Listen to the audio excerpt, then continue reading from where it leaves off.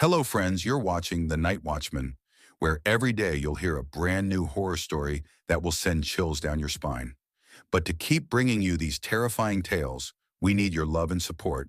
So don't forget to like, comment, and subscribe. Now let's begin the story. I remember the day I first set foot in Willow Hall like it was yesterday. It was late August 2018, and the California sun was beating down on the UCLA campus in Los Angeles, turning the air into a hazy shimmer. As a freshman from a small town in Ohio, I felt like I'd won the lottery when I got assigned to Willow Hall, the best girls' hostel on campus, or so everyone said. It was this grand ivy-covered building from the early 1900s with Victorian architecture that screamed old money and prestige. Reviews online called it luxurious, safe, and full of sisterhood vibes. Little did I know, the real luxury was surviving the night. My name is Emily Carter, and I was 18 back then, wide-eyed and excited about college life. My parents drove me out from Ohio, and as we pulled up to the dorm on Hillgard Avenue, Mom squeezed my hand. "This place looks straight out of a movie, Em. You're going to love it." Dad nodded, unloading my boxes with that proud grin. The resident advisor, a bubbly junior named Sarah Jenkins, greeted us at the door. "Welcome to Willow Hall, built in 1912 by the Whitaker family. Old Hollywood money.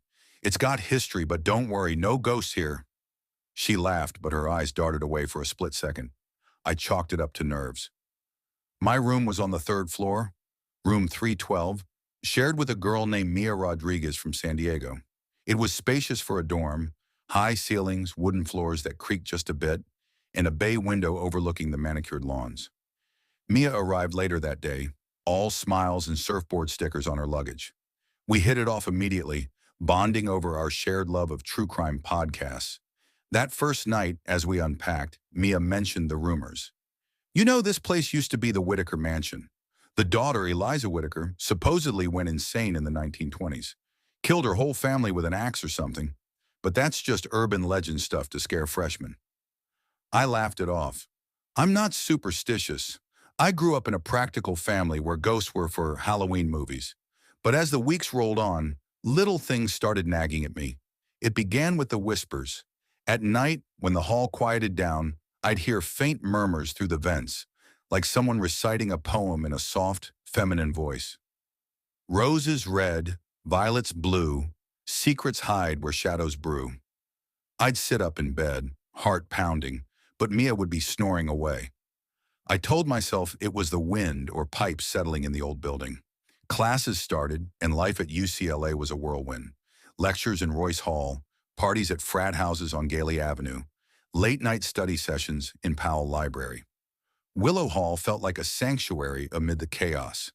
It had amenities that made it the envy of other dorms. A rooftop lounge with views of the Hollywood Hills, a gym in the basement, and even a small library stocked with vintage books. The girls were amazing, diverse, ambitious, from all over the U.S. There was Lena from New York, always sketching in her notebook, Priya from Texas, the tech whiz, and our floor mom, Rachel from Seattle, who baked cookies every Sunday. But the whispers didn't stop. One evening in September, I was alone in the room, cramming for a psych exam. The sun had dipped below the Santa Monica Mountains, casting long shadows across the floor. I heard it again. "Roses red." This time it sounded closer, like it was coming from under my bed. I froze, textbook slipping from my hands. Slowly I leaned down and peered underneath. Nothing but dust bunnies and a forgotten sock. Shaking it off, I grabbed my phone and searched online. Willow Hall UCLA history.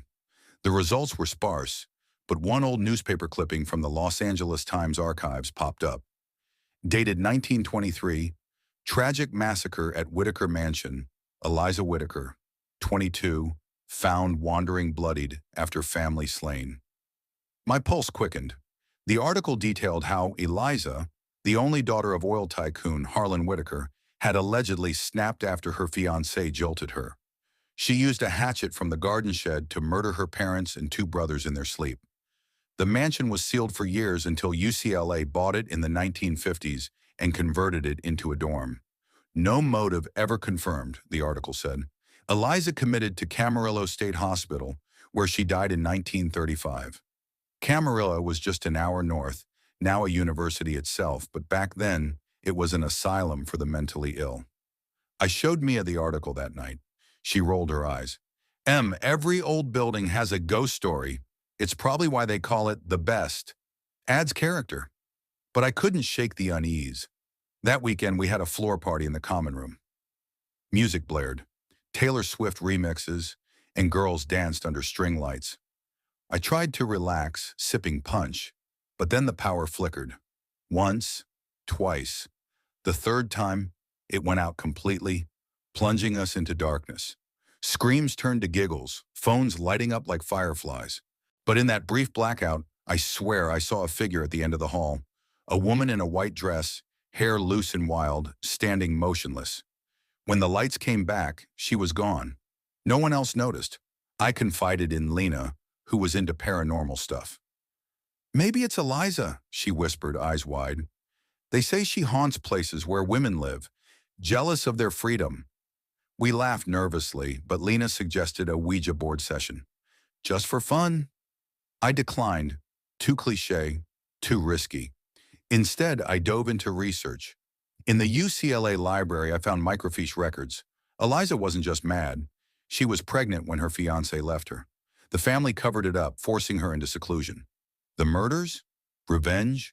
Or perhaps a breakdown from the isolation? October brought cooler winds from the Pacific, and with it, escalating weirdness. Objects started moving. I'd leave my keys on the desk, only to find them in the drawer. Mia's necklace vanished from her nightstand and reappeared in the shower drain. We blamed each other at first, but then it happened when we were both out. Our posters ripped down, arranged in a circle on the floor.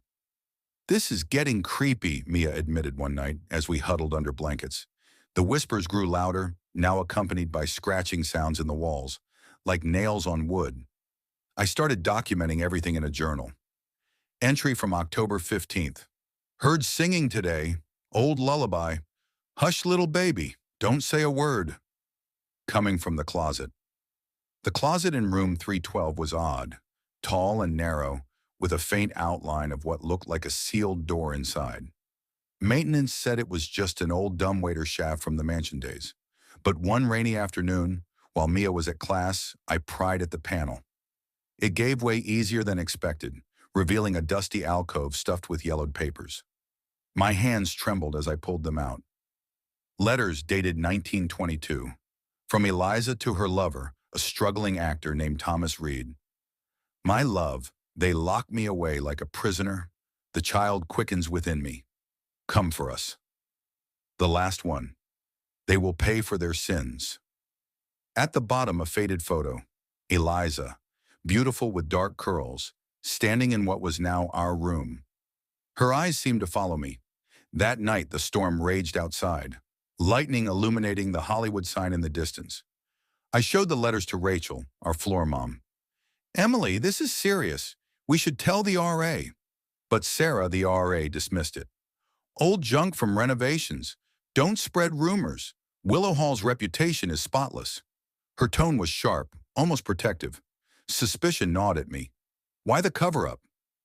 I dug deeper, visiting the UCLA archives. There, a retired professor, Dr. Harlan, no relation he assured, shared more. Eliza didn't die in 1935. Records show she escaped Camarillo in 1930, returned to the mansion, and vanished. Some say she hid in the walls, starving herself in grief. Hid in the walls? The scratching sounds echoed in my mind. That evening, back in the dorm, Mia and I heard it together. Scratching, then a sob. We grabbed flashlights and followed the noise to the basement gym. The air down there was musty, like wet earth. In the corner, behind ellipticals, was a loose brick wall. We pushed and it crumbled, revealing a hidden room, cobwebs, an old crib, and a skeleton huddled in the fetal position, clad in tattered white fabric. We screamed, alerting the whole floor. Campus police arrived, cordoning off the area. The bones were Eliza's, confirmed by DNA from distant relatives. She'd walled herself in after escaping, driven mad by loss, her whispers echoing through the vents for decades. But that wasn't the end. As they removed the remains, I felt a chill. In my room that night, alone while Mia stayed with friends, The whispers returned. Thank you, but now you know my secret. I bolted upright. The bay window creaked open, wind howling in. A shadow loomed. Eliza, or her echo, reaching out. I ran, pounding on doors, but the hall was empty. Girls later said they heard nothing. Was it real? The university hushed it up, citing structural issues for temporary evacuations. Willow Hall reopened the next semester, still touted as the best. But I transferred to a modern dorm on campus. Sometimes, in quiet moments, I hear the lullaby. Roses red, violets blue, secrets bind me to you. Years later, in 2025, I visited LA for a reunion. Willow Hall stood unchanged, girls laughing on the steps. I wondered if they heard her, or if she waited for someone else to uncover the next layer, the child she bore in secret, perhaps buried deeper. No, that's impossible. But then, as I turned away, a whisper on the breeze, Emily? I never went back. Story 2. I arrived at Hawthorne Hall on a drizzly September afternoon, my beat-up Subaru packed with boxes of clothes, books, and dreams of freshman year at Boston University. The dorm loomed like a forgotten relic on the edge of campus, its red brick facade cracked and ivy-choked, windows staring out like empty eyes. They called it a historic gem, but the online reviews whispered otherwise. Flickering lights, cold spots, girls who never quite unpacked. I shrugged it off. Rent was cheap, and my roommate, Sarah Klein from Ohio, had already texted me excited emojis. What could go wrong in a place built in 1892 for the daughters of Beacon Hill elite? Sarah was waiting in our third-floor room, 312, unpacking posters of indie bands. She was bubbly, with freckles and a laugh that echoed down the hall, total opposite of my quiet, bookish vibe. Emily, this place is ancient, right? But check the view. She pointed to the window overlooking the Charles River, where fog rolled in like smoke. We spent the night giggling over orientation stories, ignoring the faint creak of floorboards that seemed to pace outside our door. The first week blurred into classes, intro to psych, American lit, and late-night pizza runs with the floor's other girls. There was Mia, the pre-med overachiever from California, Lena, the artsy Texan with purple hair, and quiet Kayla from Seattle, who kept to herself. Hawthorne had that old-school charm. Heavy oak doors, brass knobs that stuck, and a communal kitchen smelling of burnt popcorn. But by Friday, the whispers started, not metaphorical ones, actual voices. It was 2 a.m. when I jolted awake. Sarah was snoring softly, but a murmur drifted from the vent connecting our room to the empty one next door, 314. Help! Cold! Faint, like a radio static. I sat up, heart thumping. Rats? Wind? I pressed my ear to the grate. Nothing. Sarah mumbled, What? I lied about a bad dream, but sleep evaded me. The next morning, over coffee in the lounge, Mia mentioned it too. Heard crying last night.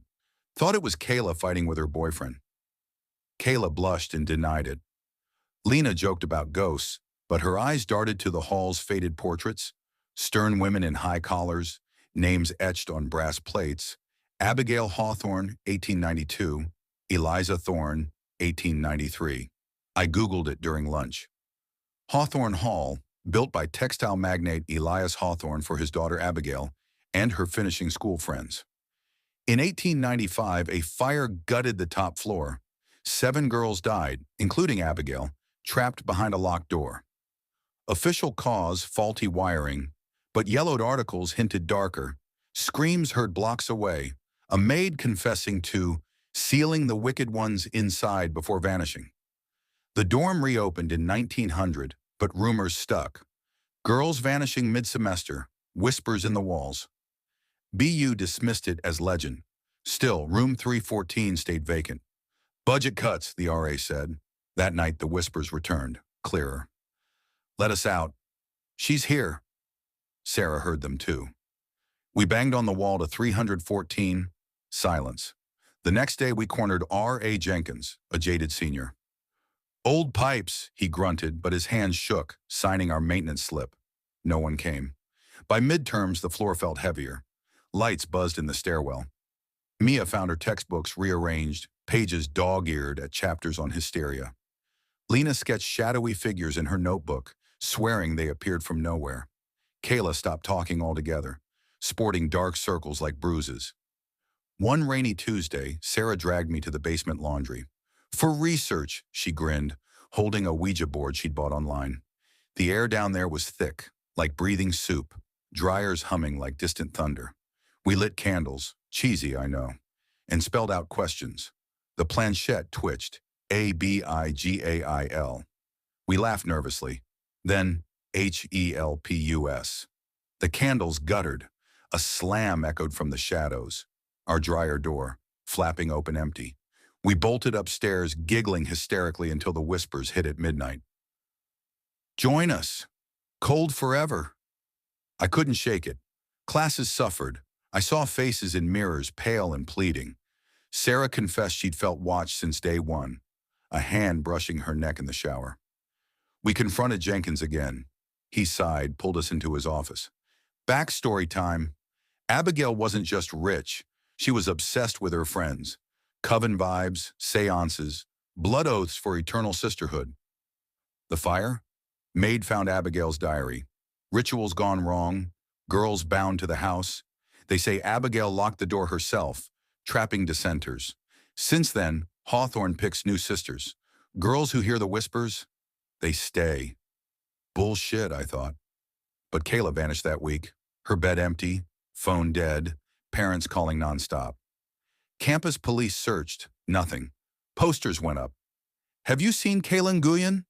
Mia cracked, transferring dorms. Lena burned her sketches. Sarah and I barricaded our door, but the whispers burrowed in. Names, ours now. Emily. Sarah. Sisters forever. Halloween loomed. Parties raged campus-wide, but Hawthorne was a ghost town. We holed up with energy drinks and a baseball bat. At 11:55 p.m., the power died. Footsteps patted the hall, heavy, deliberate. Knock, knock, knock on 314. Sarah whimpered. Emily, it's them! I grabbed my phone's flashlight, cracked the door. The hall stretched black, portraits grinning. A giggle echoed, childlike. Then Sarah screamed. She was gone, ripped from the room like smoke. Her phone buzzed on the floor, text from her number. Come play, sister. I ran to 314, shoulder slamming the door. It burst open to dust and cobwebs, a single bed frame clawing the ceiling. Whispers swarmed. Join Abigail. Eternal cold. Shadows writhed, forming faces.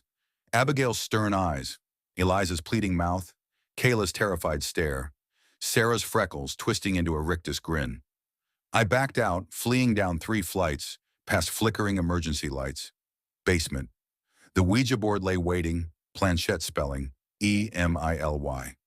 A figure stepped from the laundry shadows. Sarah? No, translucent, eyes hollow. Sisters bind, she mouthed. Hands, icy, insistent, grabbed my ankles. I kicked free, scrambling upstairs as doors slammed shut behind me. Dawn broke. I pounded on Jenkins' door. Empty. Campus security found Hawthorne sealed, gates locked, no power. They broke in. Rooms pristine, beds made. No sign of Sarah, Kayla, or the whispers. Mass hysteria, police said. BU offered refunds, tore the dorm down by spring. I transferred to UCLA, therapy bills piling up. But sometimes, in my new apartment off campus in LA, fog rolls in from the Pacific. Whispers creep through vents. Emily, come back. Sisters wait.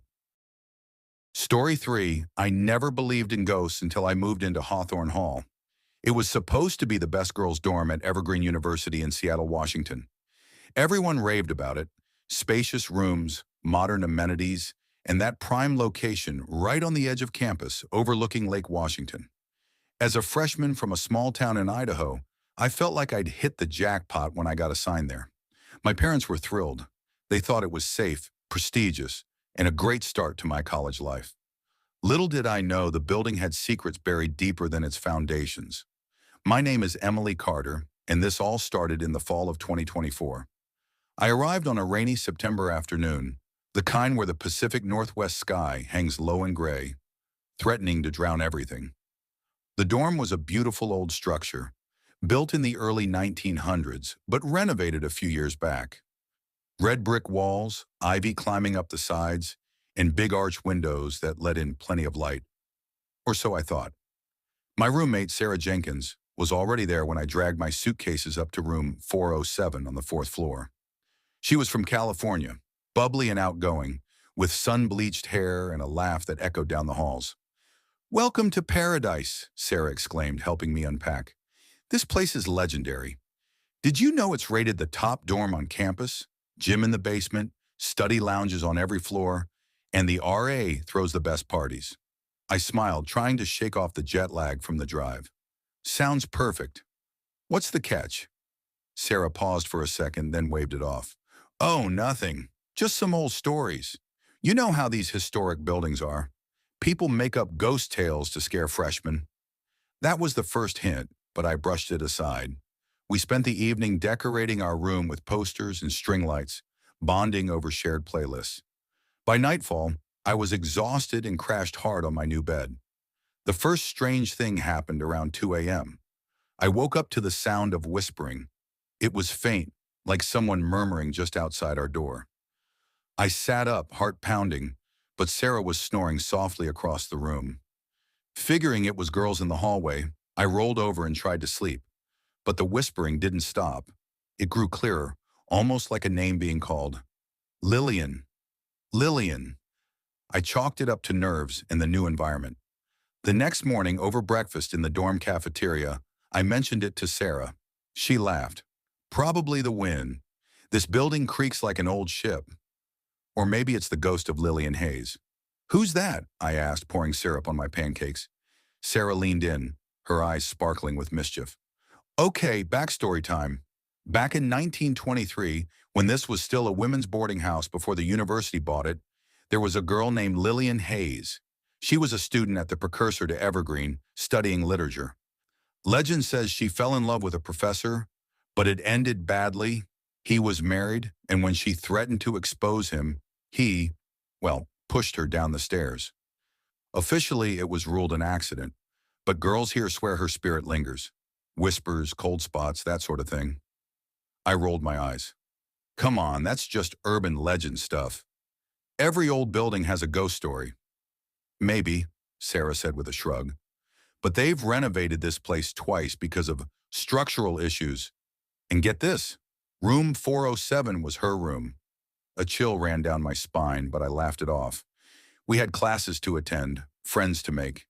Evergreen University was buzzing with energy. Lectures in ivy-covered halls, coffee runs to the campus Starbucks, and late-night study sessions.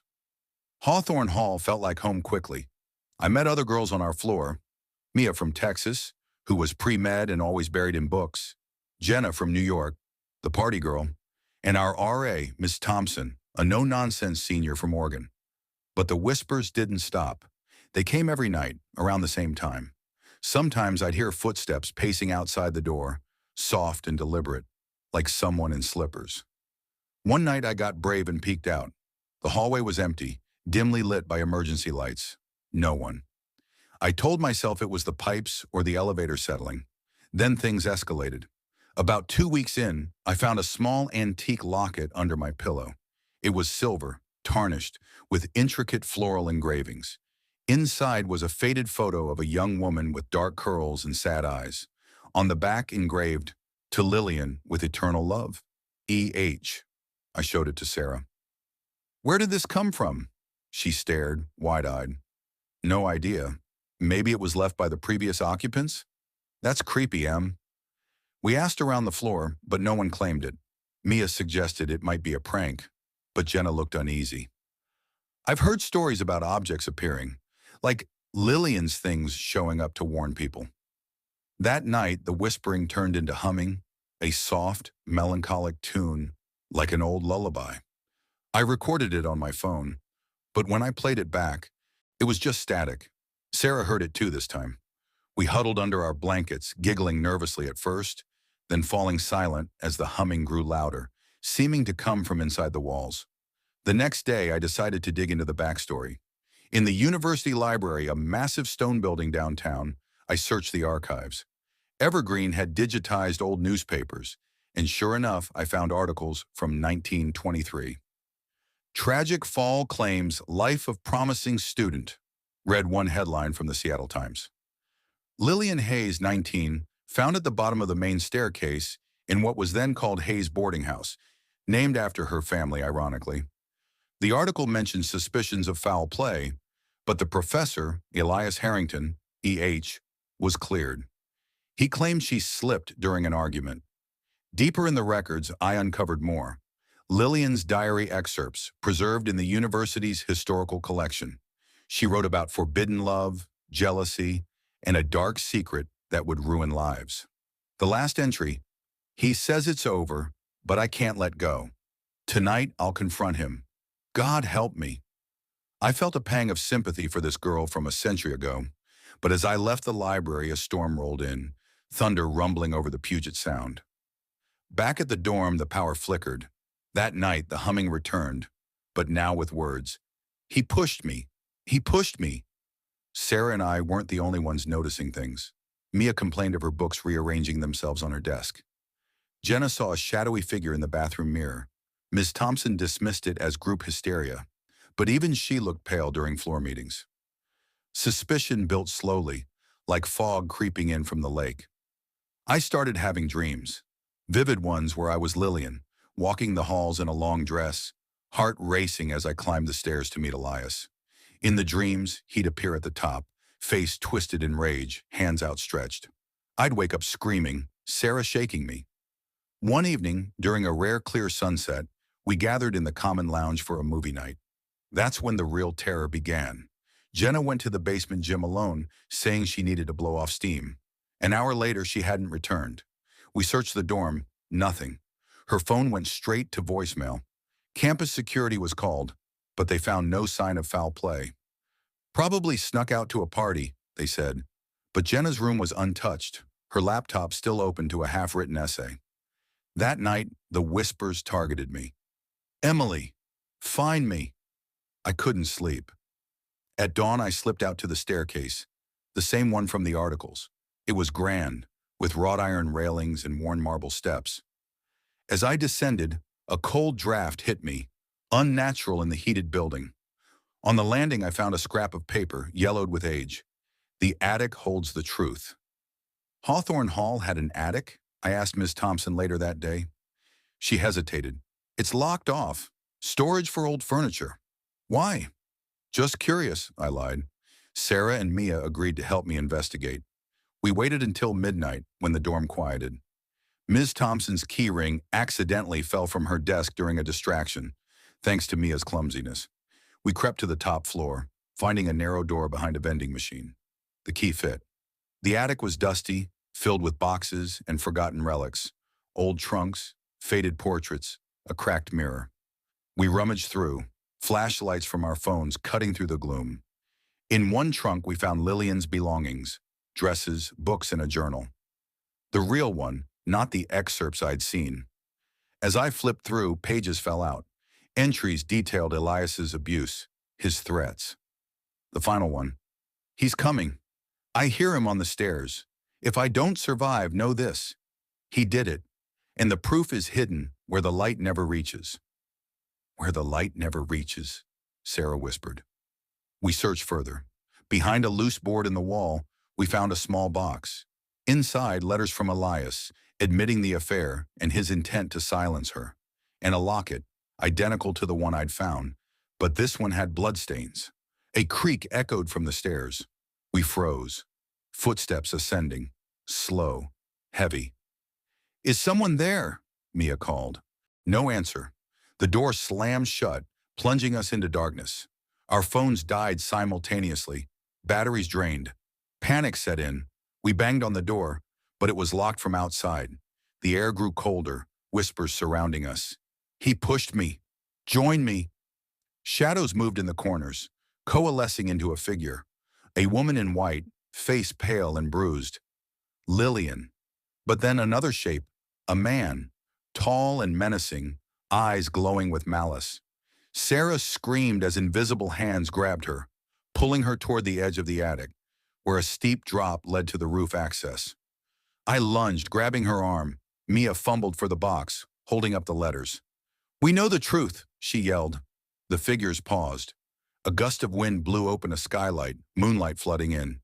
The man, Elias, howled and dissipated. Lillian's form softened, whispering, "Free, at last."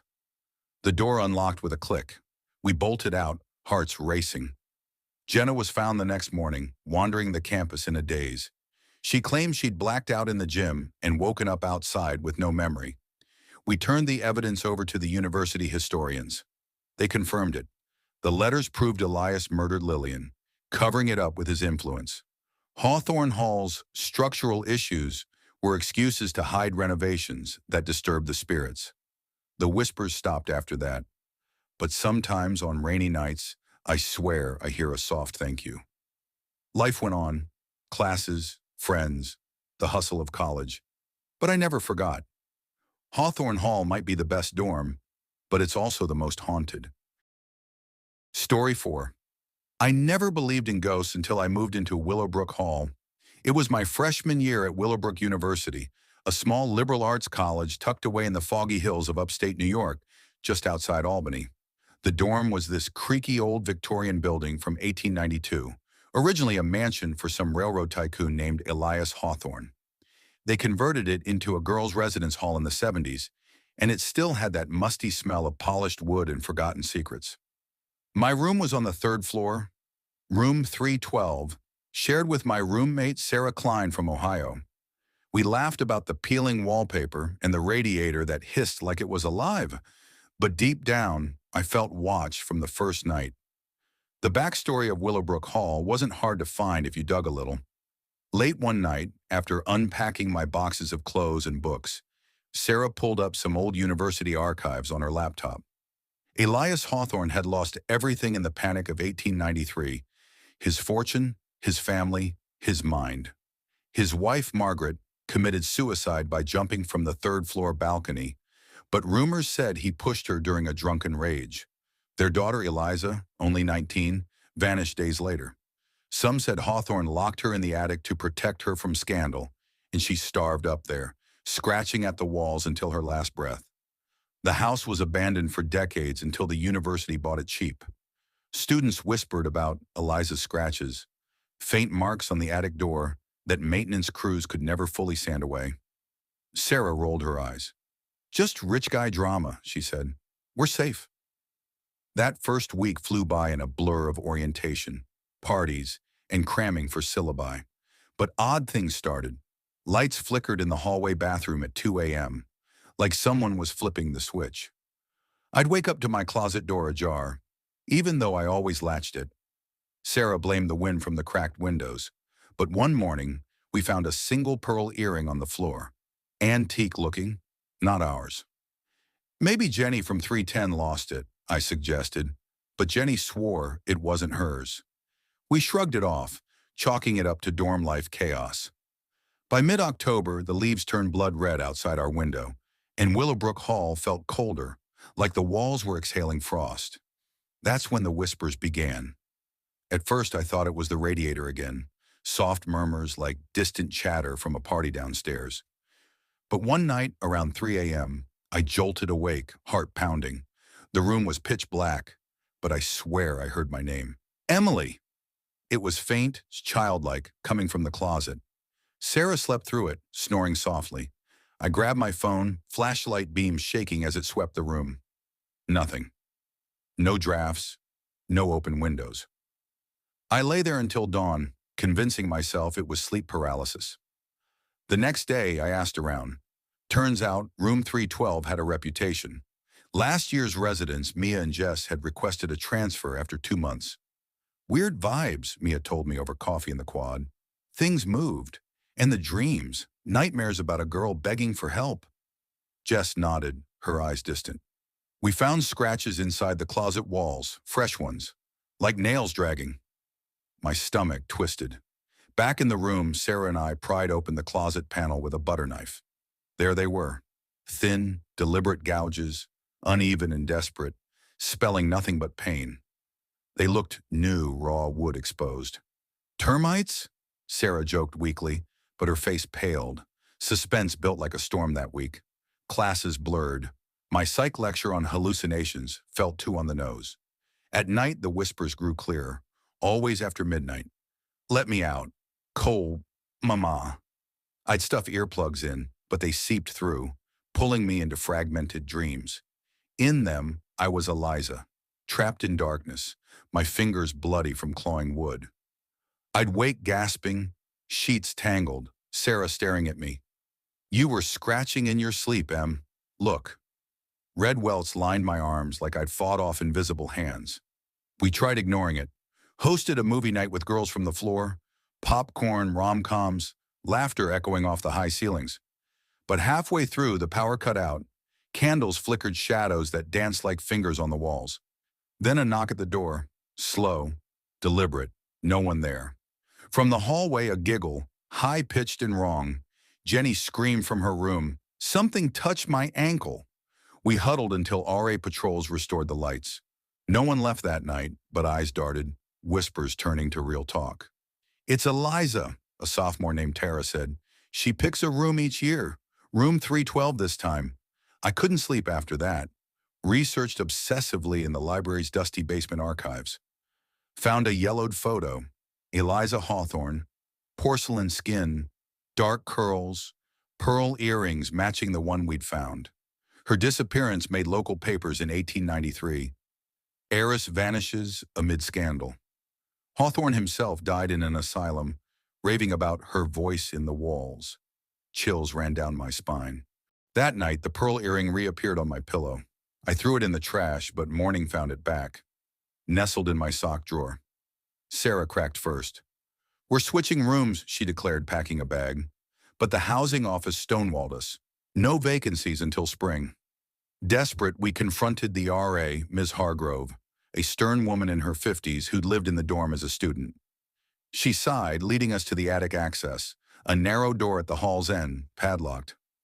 Eliza's real, she admitted softly. I heard her my sophomore year, but she doesn't hurt. She just wants company. Lost girls find lost girls. Her eyes glistened. Ignore her and she'll fade. We tried. Boarded up the closet, played music 24/7, but the whispers evolved into pleas. Emily, you're like me, alone. My dreams merged with reality. I'd blink awake to see a shadow girl in the corner, translucent, fingers outstretched, pearls glinting at her lobes. Sarah saw her too now, bolting upright at 4 a.m. Em, she's here! We'd cling together, whispering prayers we'd half forgotten from childhood. Halloween weekend hit like a fever dream. Campus emptied for parties in Albany, but we stayed, too scared to leave the building unguarded. Rain lashed the windows, thunder rattling the panes. Around 1 a.m., the whispers became screams, muffled, frantic, from inside the walls. Help! Papa locked me! Cold! Scratches erupted everywhere. Our door, the floorboards, even the ceiling above my bed. Dust rained down as nails tore through plaster. Sarah grabbed a flashlight. I wielded my desk lamp like a bat. We followed the sounds to the attic door.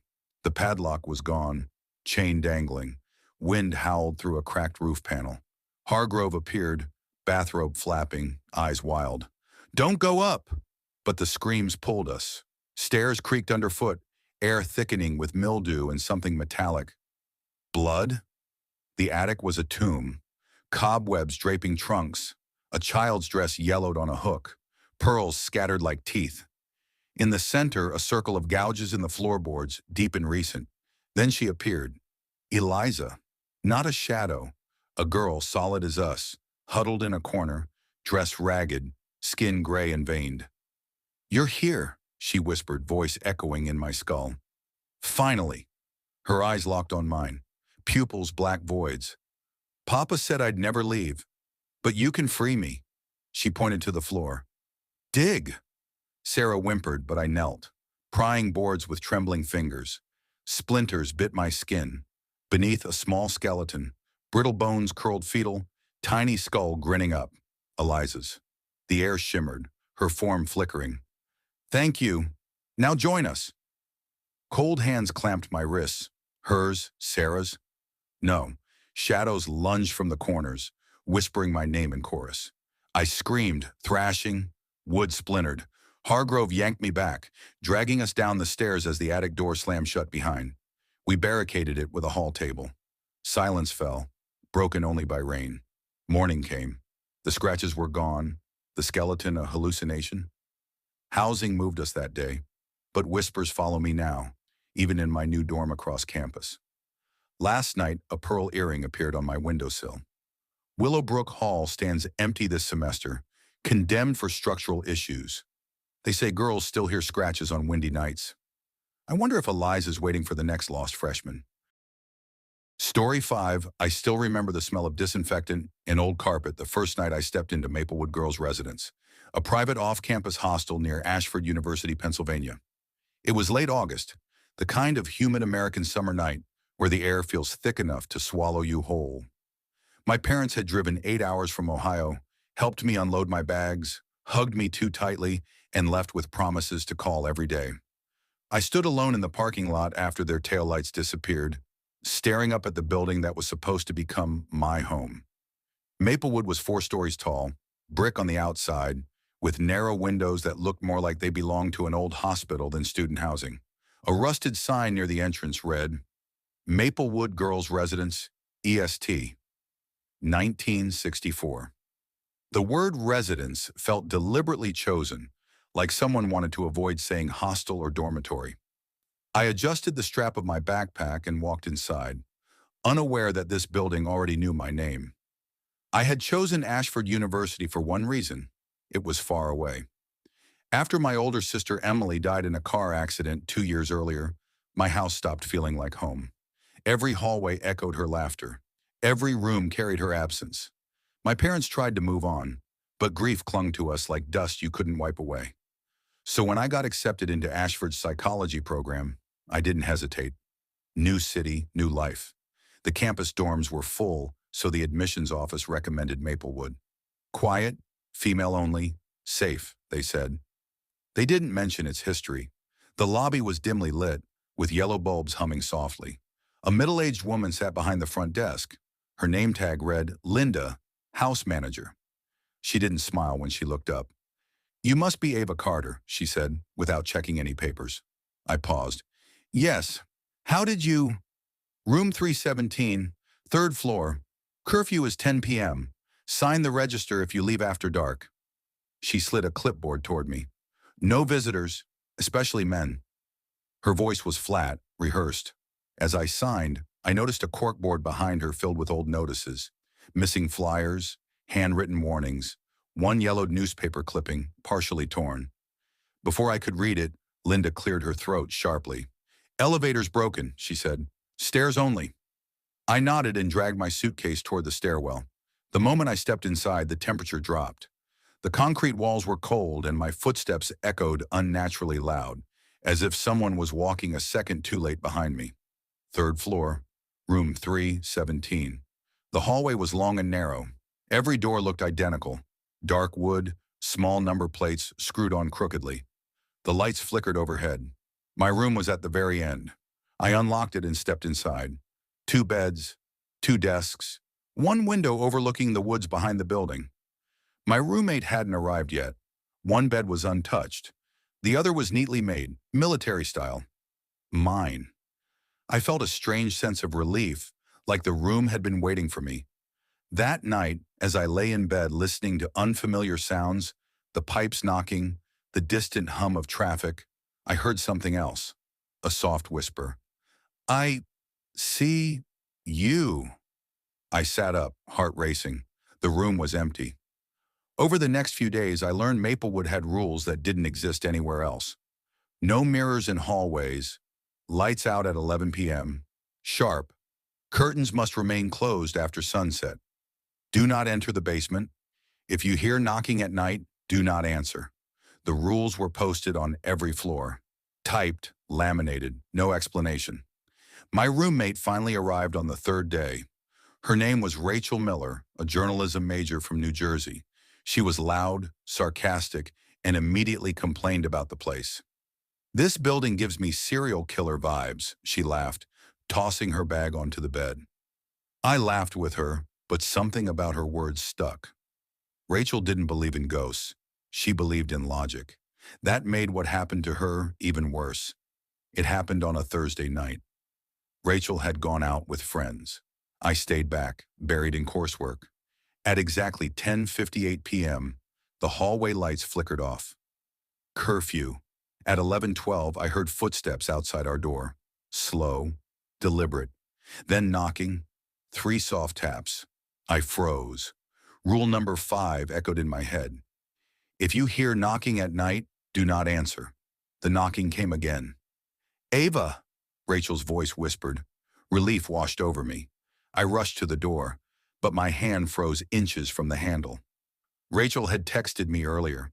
She wasn't coming back until morning. The voice whispered again, closer now. "Ava, let me in."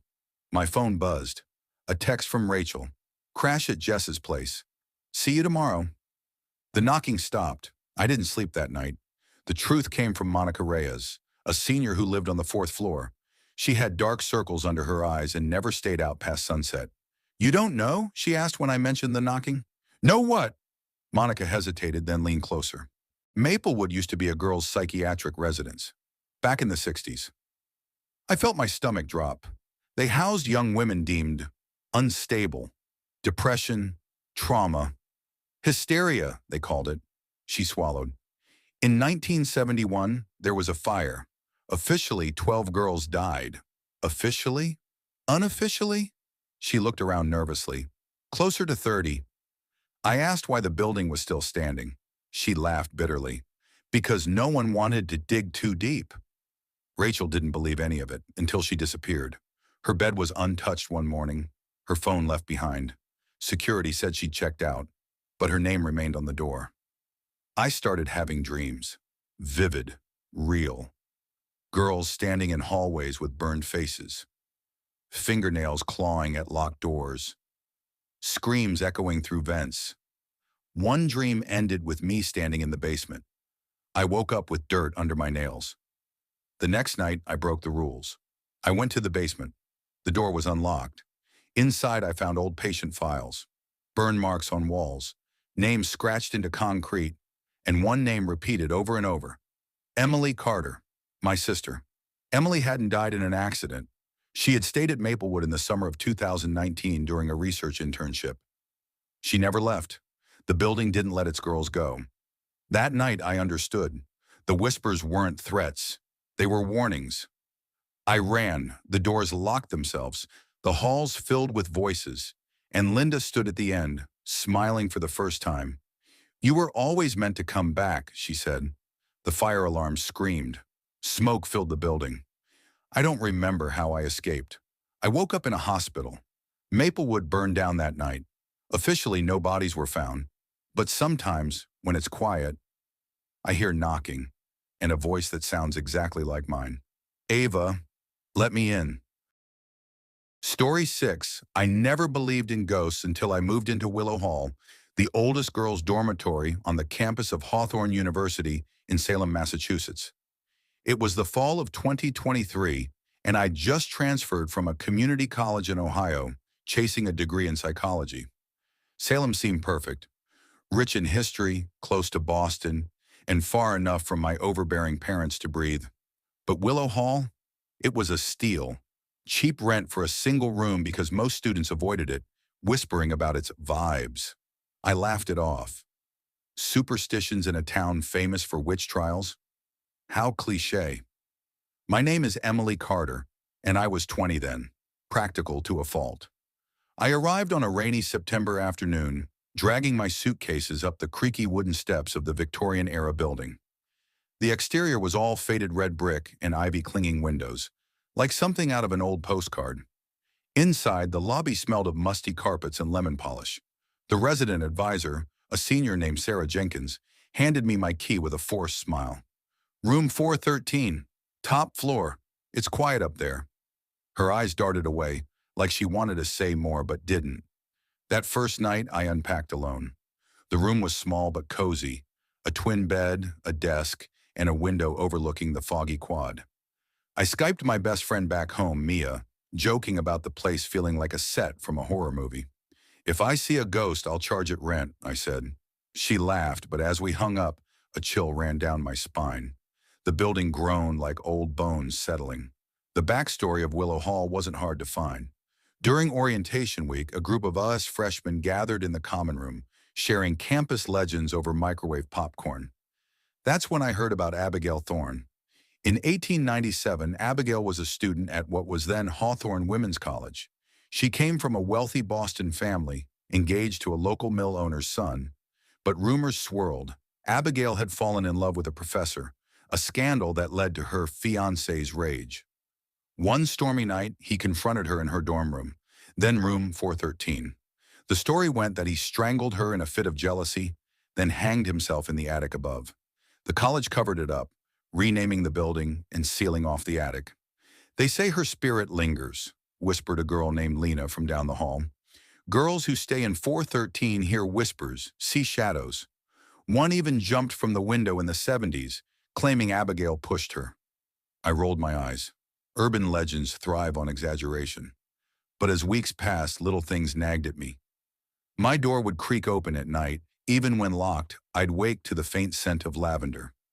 Abigail's favorite perfume. According to old records I'd dug up in the university library, I blamed the drafty windows. Then came the dreams. Vivid flashes of a woman in a high-collared dress, her neck bruised, eyes pleading. "He comes for me," she'd murmur. I'd jolt awake, heart pounding, but the room was always empty. By October, midterms loomed, and I buried myself in studies. My roommate situation was non-existent. Willow Hall allowed singles for upperclassmen, but as a transfer, I got lucky, or so I thought. One evening, while cramming for a psych exam, I heard footsteps in the hallway.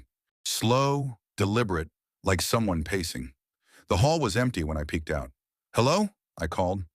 Silence. Back in my room, my laptop glitched, the screen flickering to an old black and white photo I'd never seen. A young woman with sad eyes, labeled Abigail Thorne, 1897. I slammed it shut, chalking it up to a virus. The suspense built slowly, like fog rolling in from the harbor. I started noticing patterns. Every Thursday at midnight, the night of the murder, per the legend, the building's pipes would rattle, mimicking a choking gasp. Girls on lower floors complained of cold spots, but mine was the epicenter. Lena from room 410 knocked one day. "You okay?" "I heard crying last night. Sounded like it came from your room." I hadn't cried. We laughed it off, but her face paled when I mentioned the lavender smell. "That's her, Abigail. My grandma went here. She told me stories." Curiosity turned to obsession. I researched more in the library archives, sneaking into restricted sections after hours. Yellowed newspapers confirmed it. Tragic accident at Women's College. Student found dead. No mention of murder, but a coroner's note hinted at foul play. Neck contusions inconsistent with fall. The fiancé, Elias Grant, was buried quietly. His family donated to the school. Hush money? I found a diary excerpt from Abigail's roommate. "She fears him. He watches from the shadows." Chills. One night, as rain lashed the windows, I felt watched. I turned off my lamp, pretending to sleep, but kept my phone recording under the pillow. At 2 a.m., whispers started, faint, feminine. "Help me. He's here." My blood ran cold. Playing it back the next day, it was clear. Not my imagination. I confided in Sarah, the RA. "It's just the wind," she said, but her hands trembled. "Or maybe stress. See the counselor." She avoided me after that. Halloween approached and the dorm buzzed with parties. I skipped them, too unnerved. Instead, I explored the attic access, a locked door at the end of my hall. Using a bobby pin, thanks, YouTube tutorials, I picked it.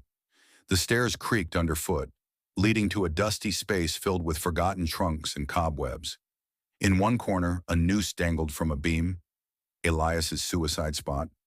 My flashlight caught something, a locket on the floor engraved AT. Inside, a faded photo of Abigail and a man, Elias? No, the professor. Jealousy indeed. As I pocketed it, A gust slammed the door shut. Darkness enveloped me. Footsteps echoed. Not mine. Heavy, male. "Abigail?" A voice growled. I froze, heart hammering. A shadow loomed, hands outstretched. I screamed, bolting down the stairs, the locket burning in my hand. Back in my room, I barricaded the door.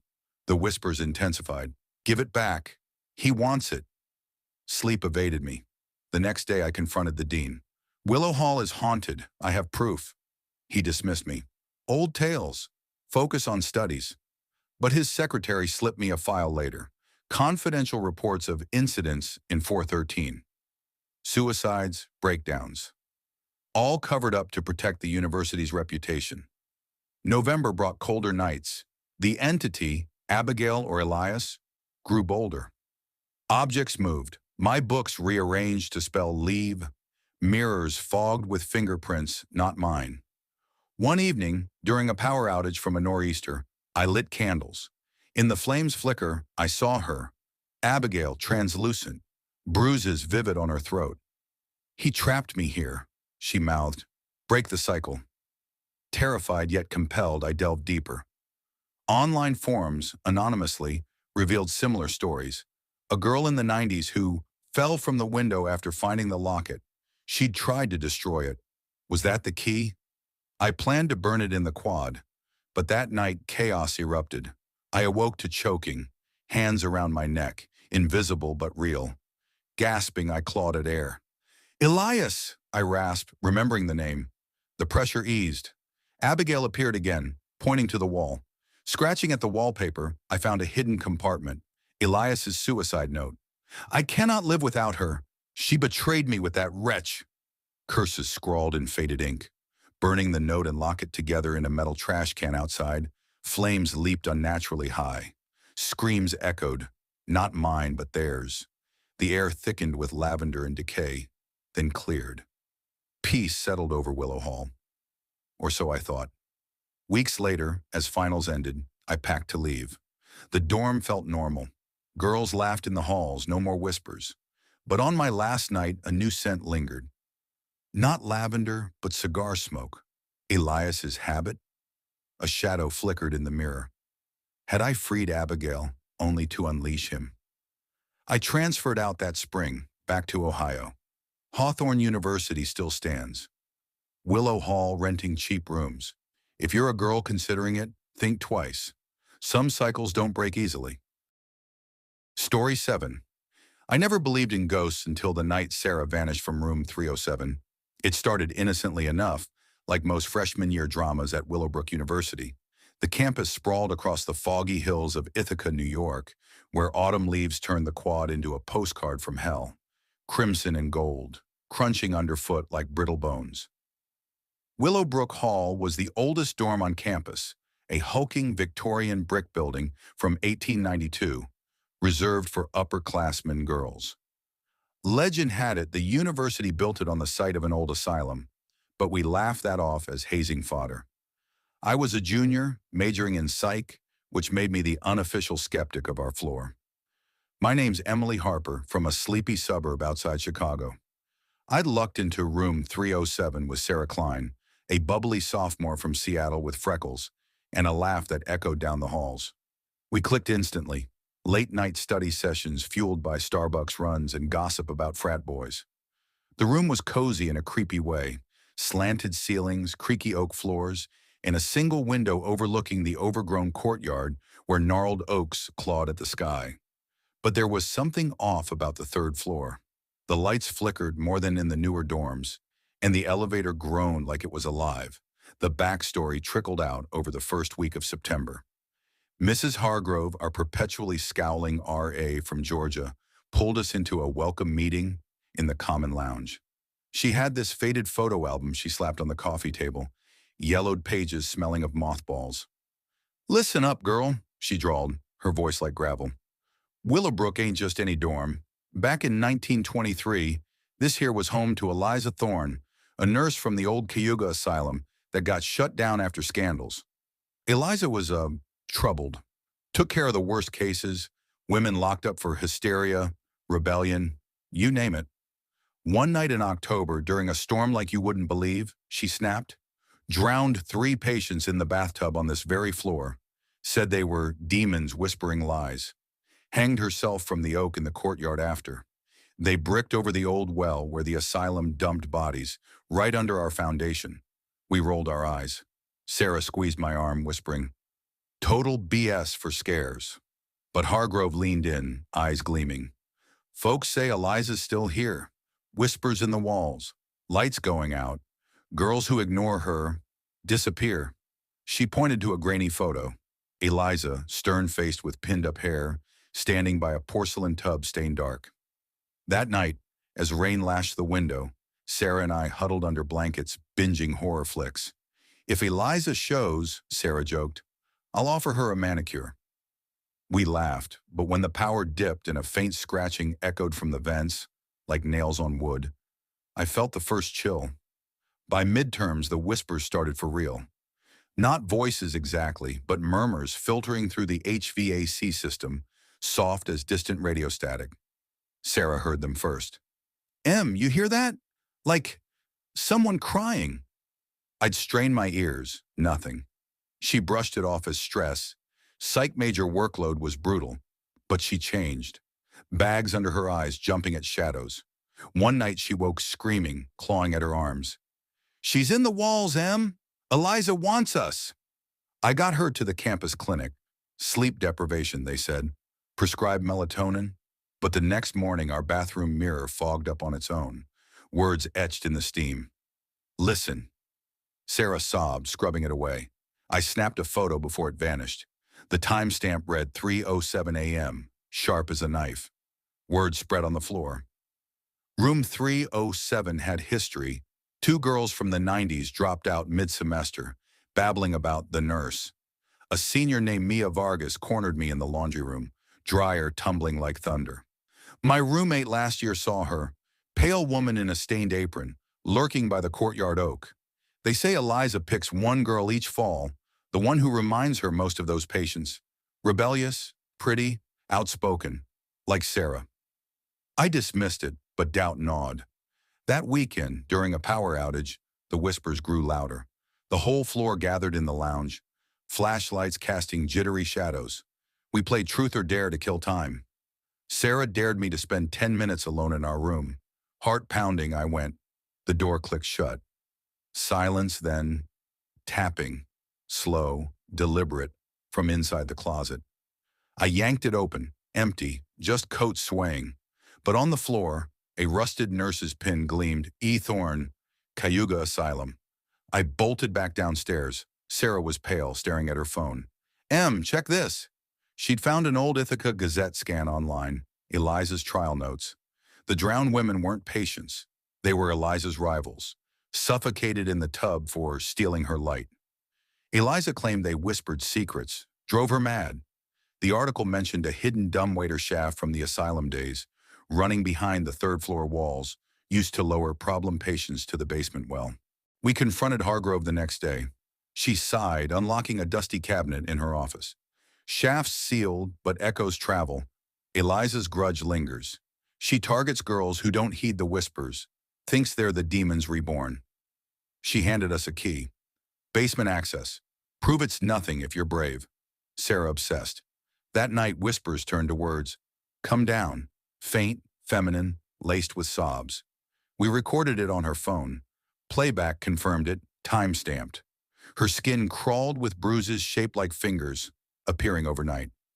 "She's pulling me, through the walls." I couldn't sleep. At 2 a.m., I slipped into the hall. Footsteps echoed.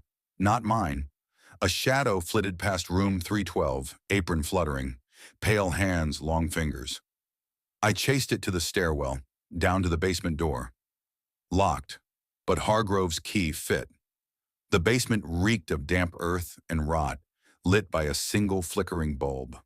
Concrete floors cracked, leading to a bricked-up archway, the old well. Scratches marred the bricks, fresh ones saying Sarah in jagged script. Above, a rusted hatch yawned. The dumbwaiter shaft, ladder rungs bolted inside, descending into black. Back in the room, Sarah was gone. Bed empty, window latched, door bolted from inside. Her phone buzzed on the pillow. A voice memo. Her voice terrified. It's her. Eliza. She's in the whispers. Says I stole her light. Like those women, the shaft. It's calling. Static, then a gurgle. Come down, sister. Panic surged. I called campus security. Nothing. They dismissed it as a prank. Mia and two others joined me. Tara from 305, a nursing major with a flashlight app, and Lena from 309, pre-law skeptic. We grabbed Hargrove's key. We're checking the basement, I said. The descent was hell. Ladder slick with slime. Air thickening to soup. Whispers amplified. Join us. Drown the lies. At the bottom, a narrow tunnel snaked under the foundation. Flashlights caught glints. Bones, porcelain shards from the old tub. Then Sarah's bracelet snapped, embedded in mud. A splash echoed ahead. We ran, tunnel narrowing, walls weeping moisture. It opened into the well chamber, a pit 20 feet deep, water black as ink, lapping at ledges. Rope ladders dangled, frayed. And there, Sarah perched on the edge, eyes vacant, murmuring. She's here, Em. Eliza showed me. The patients weren't demons. Eliza was. She drowned them to silence the truth. They knew her secrets. Infidelity, madness. Now she wants us to confess ours. Hands burst from the water, pale, decayed, grabbing Sarah's ankles. She screamed, slipping. I lunged, Tara grabbing my waist. Lena shone the light, faces beneath the surface, bloated, eyes pleading. Eliza's among them, apron billowing like seaweed, mouth gaping. Listen, or join, Sarah tumbled. Splash, bubbles, silence. We hauled her out, or what was left, drenched, shivering, babbling. She let go, said I'm clean now. But her eyes, wrong. Too old, too knowing. Security finally arrived, sirens wailing. They sealed the shaft, called it a structural hazard. Sarah transferred schools overnight, no note. Campus hushed it up. Lawsuit fodder. I graduated, moved to Chicago, but sometimes in my apartment the vents whisper, Emily, listen. Fog on the mirror. You stole her light. I never married, never had kids. The oak in my backyard mirrors Willowbrooks, and at night footsteps tap from the closet.